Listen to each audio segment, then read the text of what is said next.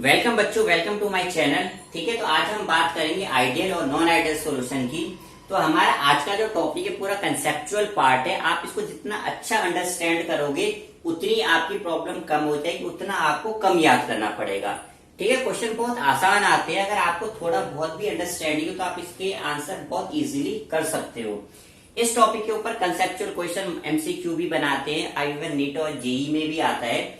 ठीक है, तो इस टॉपिक की एक एक लाइन आपको बहुत ध्यान से पढ़नी है और याद कुछ नहीं करना, बस कंसेप्चुअल अंडरस्टैंडिंग बनानी है। ठीक है, तो हम इसको टॉपिक को स्टार्ट कर रहे हैं। आज क्या है हमारा ideal and non ideal solution. उसके बाद एक छोटा सा टॉपिक इसमें एजियोट्रॉप्स जो हम डिस्कस करेंगे, जो भी एग्जाम पॉइंट ऑफ व्यू से काफी इंपॉर्टेंट है। ठीक है बच्चों, तो लेक्चर आपको सुनने से पहले क्या करना है, जिसमें हमेशा कहता हूं आपको सब्सक्राइब करना है और बेल बटन दबाना है ताकि आपको नोटिफिकेशन फटाफट मिलती रहे। और आप अपने दोस्तों को भी सजेस्ट करो कि इस चैनल को सब्सक्राइब करें ताकि उनको बेनिफिट हो लेक्चर से। ठीक है बच्चों, तो बिना टाइम गवाए हम अपना आज का टॉपिक स्टार्ट करते हैं, जो कि क्या है ideal and non ideal solution. तो बच्चों अब हम अपना थ्योरी पोर्शन स्टार्ट करते हैं। आज का जो हमारा टॉपिक है पूरा थ्योरेटिकल टॉपिक है, तो इस पे न्यूमेरिकल्स नहीं है। तो ये जो हमारा है क्वेश्चन, ये टॉपिक है ideal and non ideal solution. इस टॉपिक को बिल्कुल भी याद नहीं करना, आपको एक कंसेप्चुअल अंडरस्टैंडिंग डेवलप करनी है। तो अगर आपने कंसेप्चुअल अंडरस्टैंडिंग डेवलप कर रखी है तो आप इसके आंसर बिल्कुल आराम से दे सकते हो एग्जाम में। और इस टॉपिक के ऊपर कंसेप्चुअल क्वेश्चन भी बनाते हैं एमसीक्यू नीट या फिर जेईई एग्जाम्स में। ठीक है, तो सबसे पहले हम पढ़ रहे हैं आइडियल सॉल्यूशन। तो हम कहते हैं आइडियल सॉल्यूशन की जो हम डेफिनेशन बोलते हैं, हम कहते हैं दो सॉल्यूशन जिनको मिक्स करने पे एंथैल्पी चेंज और वॉल्यूम चेंज जीरो होता है। यानी डेल्टा वी क्या हो गया जीरो और डेल्टा एच भी क्या हो गया जीरो। अभी मैं इसको आगे एक्सप्लेन करूंगा आपको। या फिर हम रॉयट्स लॉ के टर्म्स में कहते हैं कि जो सॉल्यूशन रॉयट्स लॉ ओबे करता है under all range of concentration and temperature they are called ideal solution. फिर बेटा इसका एग्जांपल एग्जाम में आते हैं, इसको लर्न कर लेना। जैसे पहला एग्जांपल है हेक्सेन और हेप्टेन के बीच में, दूसरा इथाइल ब्रोमाइड इथाइल क्लोराइड हो गया, और तीसरा क्लोरोबेंजीन और ब्रोमोबेंजीन। तो वैसे दो एग्जाम्पल बहुत ज्यादा है, तीन याद कर लो तो और अच्छी बात है। ठीक है, तो बेसिकली जो रॉयट्स लॉ को फॉलो करता है, आपको याद होगा मैंने रॉयट्स लॉ का आपको ग्राफ समझाया था इस तरीके से। जो मेरा ग्राफ था, यहाँ पे हमने लिया था वेपर प्रेशर, यहाँ पे हमने लिया था मोल फ्रैक्शन। ठीक है, तो एक हमने यहाँ पे लिया था पी नॉट ए, यहाँ पे हमने लिया था पी नॉट बी, और इस तरीके से हमने मिक्स किया था।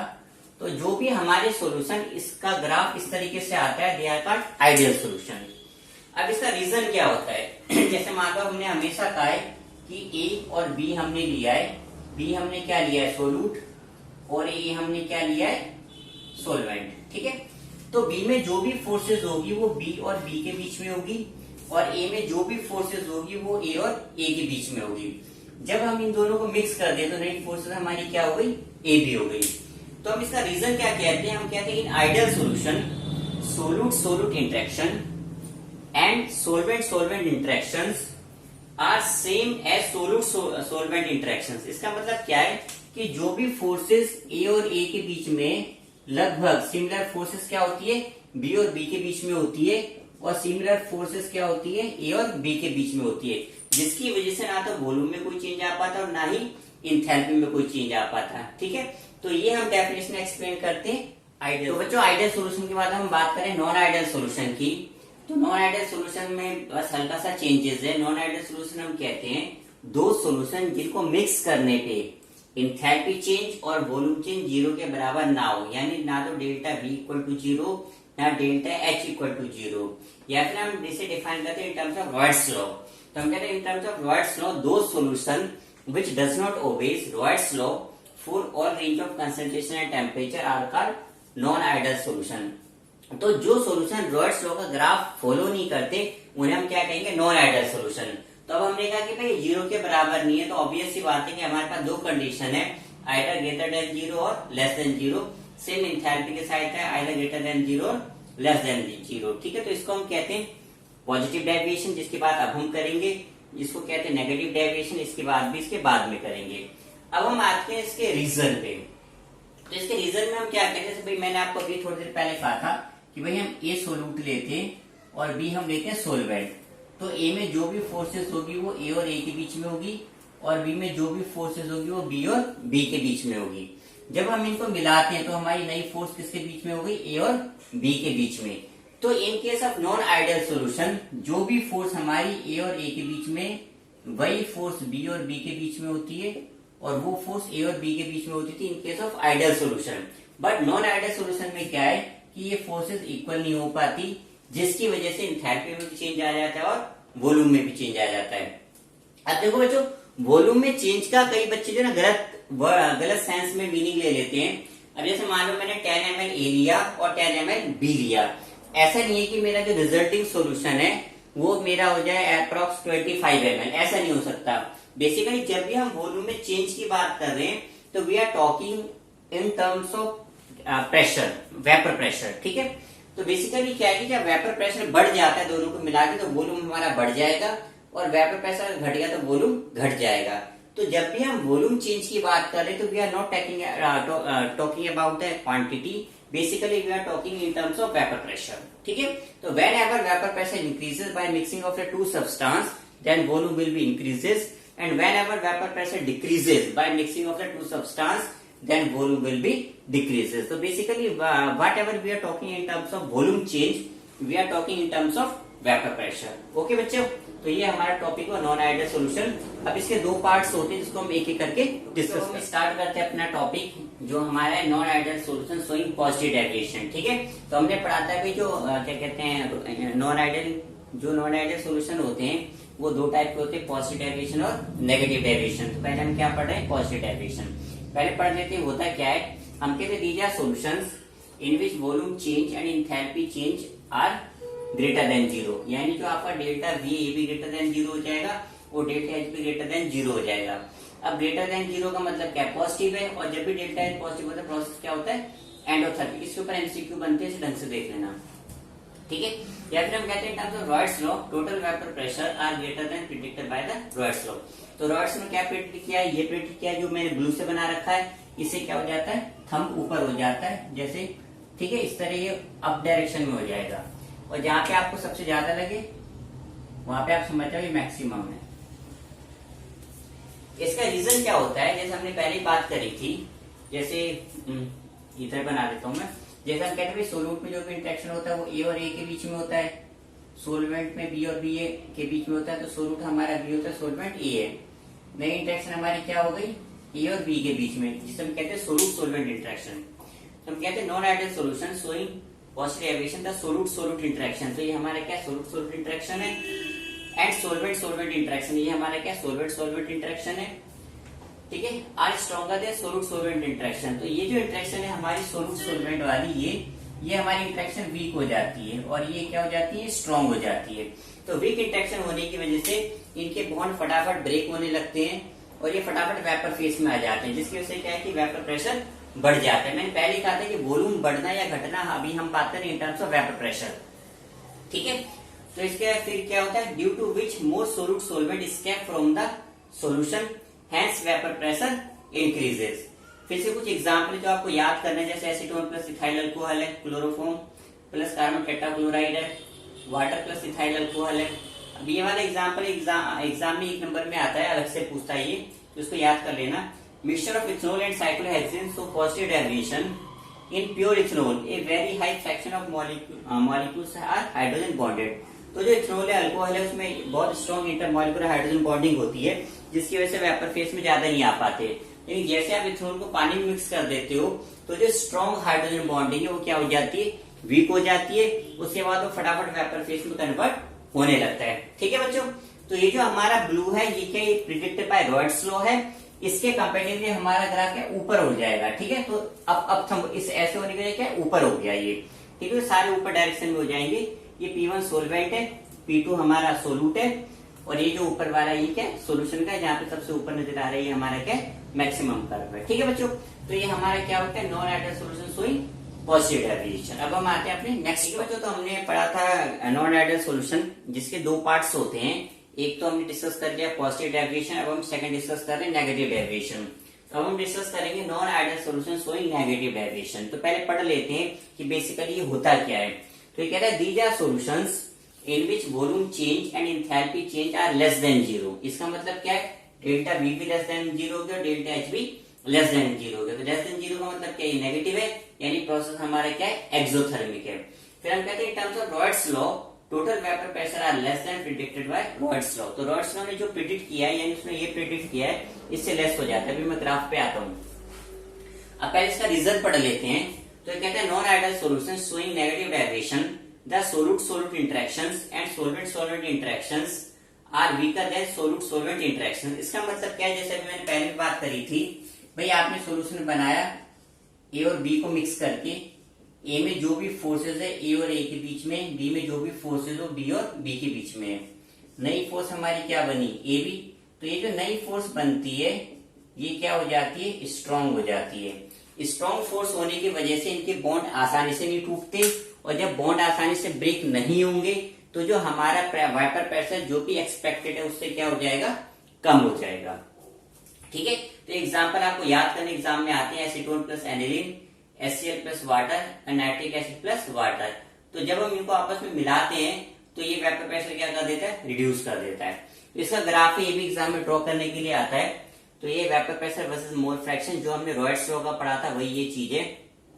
ठीक है, यहाँ पे x1 0 है, x2 1 है, यानी सिर्फ 1 है, सॉरी सिर्फ x2 है। यहाँ पे x1 1 है, x2 0 है, यानी सिर्फ क्या है, x1 है, यानी हमारे क्या यहाँ पे सोलवेंट है, यहाँ पे क्या है, सोलूट है। ठीक है, तो रॉयट्स लॉ का प्रेडिक्शन क्या था, ये जो मैंने ब्लू से कर रखा है ये है रॉयट्स लॉ। ये ब्लू, ये वाली ब्लू लाइन और ये वाली ब्लू लाइन है। और जो एक्चुअल में आता है नेगेटिव डेविएशन का, तो हमारे एक्सपेक्टेशन क्या ऐसे है, तो डाउन हो जाता है, यानी नीचे कर्व चला गया, इसका भी नीचे चला गया, इसका भी नीचे चला गया। तो ये जो हमारा वेपर प्रेशर सॉल्यूशन का है, ये सोलूट है और ये सोलवेंट है, जो रॉयट्स लॉ के कंपेरेटिवली वेरी कर रहा है। तो जहां पे भी आपको सबसे नीचे लगता है तो आप कह सकते हो कि ये आपका मिनिमम है जो हमारा ऑब्जर्व हुआ है in case of negative deviation. ठीक है बच्चों, तो ये हमारा टॉपिक कंप्लीट हुआ, non ideal solution showing negative. ठीक है बच्चों, अब हम आते हैं अपने नेक्स्ट टॉपिक पे जिसका नाम है एजियोट्रॉप्स। इस टॉपिक को बहुत ध्यान से समझना है, एग्जाम में करीब 2 नंबर का आता है और काफी बच्चे इस टॉपिक पे ध्यान नहीं देते। ठीक है बहुत आसान सा। तो बेसिकली हम कहते हैं बहुत से सब्सटेंस ऐसे होते हैं जब हम इन दोनों को मिक्स करते हैं तो एक पार्टिकुलर कंपोजिशन के बाद उनको सेपरेट करना लाइक ऑलमोस्ट इम्पॉसिबल होता है।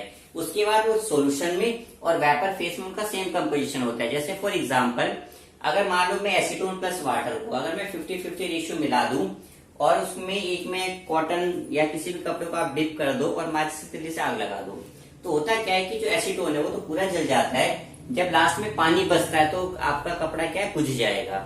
यानी आप एसीटोन प्लस वाटर के अगर सोल्यूशन को रख दोगे तो धीरे धीरे एसीटोन उड़ जाएगा, पानी वहीं पे रह जाएगा। तो उन दोनों को सेपरेट करना आसान है। बट ऐसे बहुत से सब्सटेंस हैं जिनको आप मिला देते हो तो एक कंपोनेंट तो वेपर फेस में जाता है, दूसरा अंदर ही रह जाता है, बट एक पार्टिकुलर टाइम के बाद उनको सेपरेट करना इम्पॉसिबल होता है। उनको हम कहते हैं एजियोट्रॉप्स। ठीक है, जैसे इसमें मैंने एग्जाम्पल ले रखा है अल्कोहल का, इथेनॉल का, उसी का एग्जाम्पल आपकी बुक में भी दे रखा है। तो आप देखो अल्कोहल की मार्केट में बहुत सारे ब्रांड्स हैं, जैसे हम कहते हैं भाई बियर हो गया, तो नॉर्मल बियर में 5% अल्कोहल होता है, 95% आपका वाटर होता है। स्ट्रॉन्ग बियर में 8 ml इथेनॉल होता है, 92 ml क्या होता है, वाटर होता है। ठीक है, ऐसे आप चाहो वोडका, बहुत सारे ब्रांड है। तो बेसिकली जो इसमें फर्क होता है, एक तो बना किससे है और सेकंड इसमें अल्कोहल का कंटेंट कितना है। तो सबसे स्ट्रॉन्ग जो अल्कोहल होता है वो होता है रम, उसमें 95% आपका अल्कोहल होता है, 5% वाटर होता है। अब आप सोचो उससे भी स्ट्रॉन्ग आप बना लो तो बनाना इम्पॉसिबल है। ठीक है, तो 95% जब वो हो जाता है तो हम उसे कहते हैं एजियोट्रॉप। तो पहले डेफिनेशन पढ़ लेते हैं इसकी। हम कहते हैं this type of liquid mixture having a definite composition and boiling like a pure liquid is called constant boiling mixture और एजियोट्रॉप मिक्सचर और सिंपली एजियोट्रॉप्स। ठीक है, या फिर आपकी एनसीईआरटी में भी अच्छी डेफिनेशन लिखी है, which have same composition in vapour phase as well as liquid state, they are called azeotropes. तो इसको हमने 2 कैटेगरी में डिवाइड कर रखा है, minimum boiling and maximum boiling. तो जब हम कहते हैं मिनिमम बॉइलिंग एजियोट्रॉप्स, इसका मतलब हम बात करें पॉजिटिव डेविएशन की। ठीक है, तो these are the mixture of 2 liquids which boiling points is less than the either by 2 pure component, they are formed by non-ideal solution showing positive deviation। तो पॉजिटिव डेविएशन मतलब काफी लार्ज पॉजिटिव डेविएशन बोलो तो इनका क्या है, vapour pressure बहुत ज्यादा हाई हो जाता है। तो जो भी हमारा एक्सपेक्टेशन रॉयट्स लॉ होगा उससे क्या इनका थंब बहुत ज्यादा इस तरह हो जाता है। ठीक है, अब हो जाएगा। तो जैसे ये इथेनॉल है 95.5% और वाटर कितना है 4.5%। ठीक है, अब हम आते हैं मिनिमम बॉइलिंग एजियोट्रॉप्स पे। तो इसमें क्या होता है कि जो हमारी एक्सपेक्टेशन उससे बहुत ज्यादा डाउन हो जाएगा, तो ये क्या नेगेटिव डेविएशन है। These are mixture of two liquid whose boiling point are more than either of the two pure component. They are more by non-ideal solution showing negative deviation. जैसे इसमें क्या है, नाइट्रिक एसिड HNO3, ये जो हमारी laboratory में आती है 68% प्योर होती है, 32% इसमें क्या होता है, वाटर होता है। आप इससे भी स्ट्रॉन्ग बनाना चाहे वैसे तो मेथड्स हैं, बट नॉर्मल कंडीशंस में इम्पॉसिबल होता है। बाय फ्रैक्शनल डिस्टिलेशन सबको हम लोग प्यूरिफाई करते हैं। तो ये हमारा टॉपिक क्या हुआ बेटा, एजोट्रॉप्स हो गया। ठीक है, तो ये जो आज का टॉपिक है मेरा सारा क्या कंसेप्चुअल है, आप इसको रीड कर लो। तो बच्चों थ्योरी के बाद अब हम आते हैं अपने क्वेश्चंस आंसर्स पे। इसमें एग्जांपल तो कुछ नहीं दे रखा, ना हमें कोई इंटेक्स का क्वेश्चन दे रखा है, तो सीधे हम आते हैं एक्सरसाइज पे। तो एक्सरसाइज में आप क्वेश्चन नंबर 14 देखोगे, एक बार एनसीईआरटी खोल के आप खुद पढ़ लो, ज़्यादा बेटर है। ये कह रहा है what is mean by positive and negative deviation from the Raoult's law and how is the sign of a delta H mixing related to the positive and negative deviation from the Raoult's law. बेटा जो मैंने आपको theory समझाई उसमें इसका answer मैं already दे चुका हूँ, तो आप इसे पीछे की थोड़ा स्लाइड में थ्योरी देखोगे तो आपको इसका आंसर मिल जाएगा। फिर नेक्स्ट हमारे पास है क्वेश्चन नंबर 23। ये कह रहा है suggest the most important type of intermolecular attractive interaction in the following. जैसे एन हेक्सेन एन ऑक्टेन के बीच में पूछ रहा है, तो बेटा इनके बीच में डिस्पर्जन फोर्सेज होती है। फिर ये कह रहा है I2 and CCl4 iodine and carbon tetrachloride के बीच में, इसमें फिर अगेन डिस्पर्जन फोर्सेज होती है। देन NaClO4 एंड वाटर के बीच में पूछ रहा है, इसमें आयन डायपोल अट्रैक्शंस होती है। मिथनॉल एंड एसीटोन, इसमें hydrogen bonding and dipole dipole attraction होती है। ठीक है, उसके बाद लास्ट में पूछा एसीटोनाइट्राइल एंड एसीटोन, इसमें डायपोल डायपोल अट्रैक्शन होती है। तो ये सब एग्जाम में आता नहीं है, एक बार नॉलेज के लिए पढ़ना है आपको, पढ़ लो, कोई खास इंपॉर्टेंट नहीं है बेटा ये। फिर क्वेश्चन नंबर 24 है, ये कह रहा है based on solute solvent interactions arrange the following in order of increasing solubility in n octane and explain cyclohexane KCl CH3OH and CH3Cl। Question number 24 exercise का। अब इसका आंसर में देखोगे तो इसमें जो KCl है वो लेस देन होगा CH3OH से, फिर लेस देन होगा CH3CN से, देन लेस देन होगा साइक्लोहेक्सेन से। ठीक है, तो इसका एक्सप्लेनेशन में आप कह सकते हो KCl is ionic compound list soluble in n octane, cyclohexane is non polar. जितने भी आपके क्या कहते हैं साइक्लोहेक्सेन एक नॉन पोलर कंपाउंड है, तो नॉन पोलर सोलवेंट भी होगा। Therefore most soluble in n octane CH3OH is more polar than CH3CN। Nitrile है उसमें अल्कोहल है, तो अल्कोहल ज़्यादा पोलर होता है। Therefore less soluble in the non polar solvent that is an octane. ठीक है, इसका एक्सप्लेनेशन हो जाए। फिर अब हम अपने लास्ट क्वेश्चन पे आ रहे हैं, जो कि 25 पे कह रहा है among the following compound identify which are insoluble partially solvent highly soluble in the water. जैसे पहला दे रखा है phenol, then toluene, formic acid, ethyl glycol, chloroform and pentanol. ठीक है, तो इसका आंसर में क्या हो जाएगा, जैसे फिनोल जो होता है is partially soluble in water, आपको पता है अल्कोहल पानी में बहुत ज़्यादा सोलुबल होते हैं। Toluene is insoluble in water, toluene का नॉन पोलर है तो वाटर में सोलुबल होगा नहीं। फॉर्मिक एसिड है highly soluble in water, again formic acid क्या है, पोलर सब्सटेंस है हमारे पास। Ethyl glycol is highly soluble in water. ठीक है, chloroform is insoluble in water and pentanol is partially soluble in water. तो बेसिकली ये जो हमारे क्वेश्चंस हैं ज़्यादातर तो मैं ये कहूँगा जैसे हमने पीछे एक थ्योरी पढ़ी थी लाइक डिजोल्व्स लाइक, उससे ज़्यादा रिलेटेड है ये। तो जैसे अगर पोलर है तो पोलर सोलवेंट में डिजोल्व होगा, नॉन पोलर है तो नॉन पोलर में डिजोल्व होगा। फिर आपके क्वेश्चन नंबर दे रखा है 37, आप उसको पढ़ लेना, वो ग्राफ के ऊपर बेस्ड है, जो उसमें दे रखा है आपको उसके बेस पे आप ग्राफ खींचोगे। फिर ग्राफ में आप देखोगे भाई जहाँ पे आपका हम ऊपर जा रहा है मैक्सिमम क्या होगा, नीचे जा रहा है तो मिनिमम आ रहा है, तो वो भी क्वेश्चन एग्जाम में नहीं आता। तो जो टॉपिक है आइडियल नॉन आइडियल सोल्यूशन, इसमें थ्योरेटिकल क्वेश्चन आते हैं, तो आप इसकी थ्योरी पार्ट ज़्यादा ढंग से पढ़ो। इसमें जो मैंने ये थ्योरेटिकल क्वेश्चंस बताए जनरल एग्जाम में नहीं आते, एक बार पढ़ लो नॉलेज के लिए। ठीक है बच्चों, तो हमारा लेक्चर कंप्लीट हुआ एक्सरसाइज का। तो बच्चों ये आज हमारा टॉपिक कंप्लीट हो गया, ideal and non ideal solution. ये हमारा लेक्चर 4 था। इसके बाद तो मेरे हिसाब से बहुत अच्छा समझ में आया होगा, कंसेप्चुअल पार्ट है और बहुत इजी है, बहुत ज्यादा टफ नहीं है। तो मैंने आपको पहले का बहुत ध्यान से आपको पढ़ना है। अब जो हमारा लेक्चर 5 है इसमें हम स्टार्ट करेंगे क्वालिटेटिव प्रॉपर्टी, जो इस चैप्टर का काफी इंपॉर्टेंट टॉपिक है। ठीक है, वहीं से ज्यादातर क्वेश्चन वहीं से आते हैं। अभी तक जो हमने पढ़ा उसमें जो क्वेश्चन देना प्रीफर करते हैं रॉयट्स लॉ से प्रीफर करते हैं, 5 नंबर का क्वेश्चन होता है उसमें थ्योरी प्लस न्यूमेरिकल। उसके अलावा फिर आपका जो क्वालिटेटिव प्रॉपर्टी उससे क्वेश्चन पूछते हैं, तो बहुत इंपॉर्टेंट टॉपिक है, उसको भी बहुत ध्यान से आपको पढ़ना है। ठीक है बच्चों, तो आप इस चैनल को फटाफट सब्सक्राइब करो। सुनने के लिए बहुत बहुत धन्यवाद, और मेरे नेक्स्ट लेक्चर के लिए आप मेरा वेट करो। ओके बच्चों, थैंक यू वेरी मच।